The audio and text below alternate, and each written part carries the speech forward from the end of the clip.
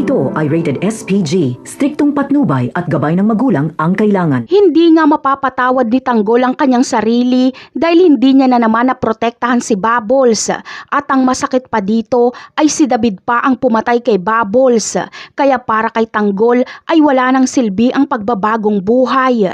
Dito niya na maiisip na maging makapangyarihan at pagharian ng Quiapo. At nang sa ganon ay maprotektahan niya si Santino, Tinding at Marites. Samantala, balang araw ay magiging kanang kamay ni Senyor Facundo si Tanggol. Sa kanilang lahat kasi ay si Tanggol ang magiging leader dahil si Tanggol lang ang malinis ang pangalan.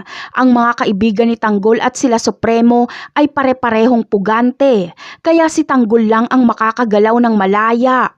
Ilang beses na mapapatunayan ni Tanggol kay Senyor Facundo na karapat-dapat siya. Kaya kukunin siya nitong kanang kamay at si Tanggol ang makikipagtransaksyon sa malalaking sindikato. Dito na magkakaroon ng malawak na impluwensya si Tanggol. Yayaman din siya ng husto. Pero balang araw ay makakalaban niya si Senyor Facundo dahil magkakaalaman na si Tanggol ang pumatay kay Pablo. Ngunit ang katanungan ng marami, mamamatay nga ba kaya si Bubbles? Ang sagot ay oo, mamamatay si Bubbles sa pagkakaalam ng lahat. Pero ang totoo ay buhay si Bubbles.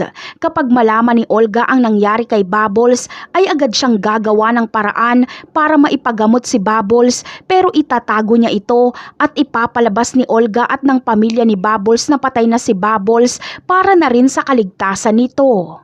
Sa pamamagitan ng impormasyon na patay na si Bubbles ay wala nang maghahunting kay Bubbles.